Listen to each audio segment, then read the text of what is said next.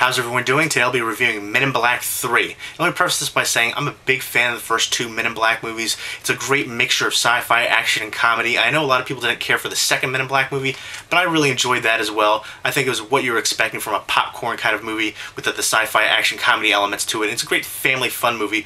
All the Men in Black movies are pretty much family fun movies that everybody can enjoy.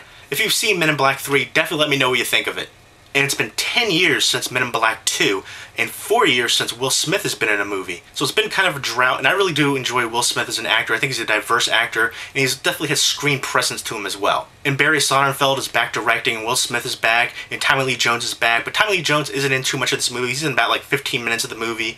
And you have Josh Brolin in here playing young Agent K, and you also have Jermaine Clement from Flight of the Conchords. He plays the villain in here, Boris the Animal, and he's unrecognizable in this role, and he's just really a great villain actually. And you have Bill Hader from SNL. He plays Andy Warhol in the movie as well. And Emma Watson takes over the agency in place of Zed. Unfortunately, Rip Torn was not in the movie.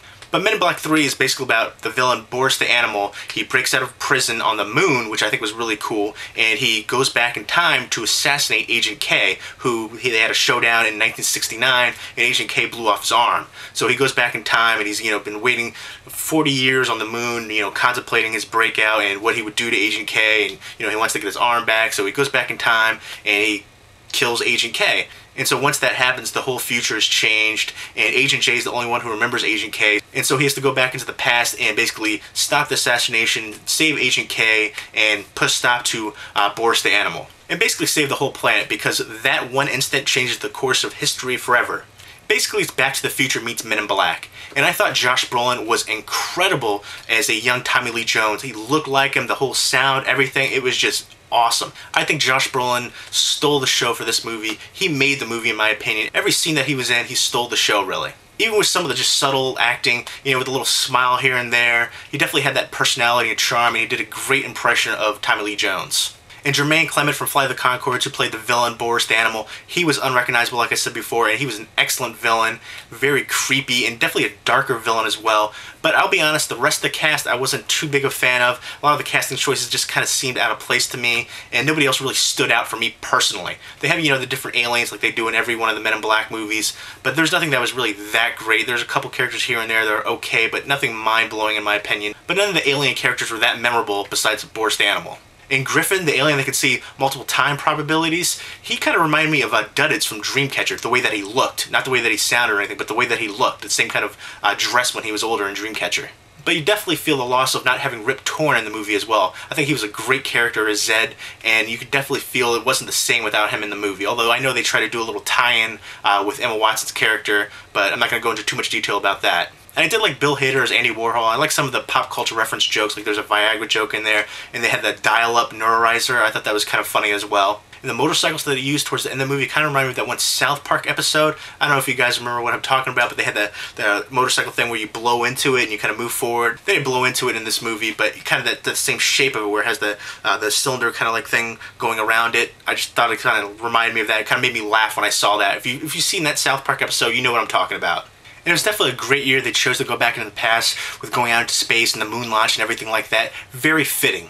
And when they went back into the past, Boris the Animal definitely had an Easy Rider look to him, which I definitely appreciated. And I believe Easy Rider came out in '69 as well. And there's another part right after that where you see him riding on the motorcycle, and there's a, make love not war kind of moment. And I love Boris the Animal's laugh. It was just so funny and creepy. That scene in particular was definitely one that I really enjoyed. And I really enjoyed the ending too, the climax, the showdown, if you will. I thought that was pretty cool as well. Will Smith basically, co-carried the movie with Josh Brolin. And Will Smith is basically his typical self, very loud and boisterous, and, doing his whole kind of comedy routine in there as well. He definitely added some comedic moments to it. And Will Smith is going to become the king of sequels. This is the third Men in Black movie, and coming up he's going to be doing Hancock 2, Bad Boys 3, and I, Robot 2. So look out for those movies. And let me know, out of those three movies coming up that Will Smith is going to do, which one are you most looking forward to? I, Robot 2, Bad Boys 3, or Hancock 2? And I thought the ending was touching for Men in Black 3. I like how it all ties together, but just didn't have that same magic as the first two movies in my opinion. And they didn't utilize the whole 60s vibe enough when they went back to 1969. I was expecting a little bit more. Like, they show some people with, bell bobs and, beards and things like that. And, there's the one guy that says, when he says to Will Smith's character, Agent J, he said, I don't know if you want to go back in time. That wasn't a good time for your people. Oh, racist jokes. But I felt like they didn't really utilize the whole 60s vibe enough in my opinion. And the pacing was a bit off for me in some parts, and the jokes were kind of cheap, and it just didn't really have that same feel and magic to it as the first two movies. And overall, it just wasn't a very special movie besides the ending. The ending really made the movie. That was the best part of the movie by far. It's easily the weakest of the Men in Black series. It lacks some of the great action and comedy and laughs that the first two had. And it's definitely not one you have to see in 3D. The 3D wasn't all that great. One of the best 3D movies that came out recently was Hugo. That was amazing. That's one that you definitely need to see in 3D. But again, there's so many different ones where they do like the post-production for the 3D. And Men in Black is not one you need to see in 3D. It doesn't really add much to it. It was a decent movie, not as good as the second one or the first one. And I know a lot of people didn't care for the second Men in Black movie, but I personally really enjoyed it. And for me, it goes just in the row that it is. Men in Black 1, Men in Black 2, and then far behind Men in Black 3. But if you're a big fan of the Men in Black movies, I'd say at least check it out. It's worth a one-time watch. But it was nothing special. It was kind of forgettable, honestly, besides the ending. Overall, I give Men in Black 3 a 6.5 out of 10 stars. If you've seen Men in Black 3, definitely let me know what you think of it. Leave me a comment or video response down below. Hope everyone's doing well. Take care.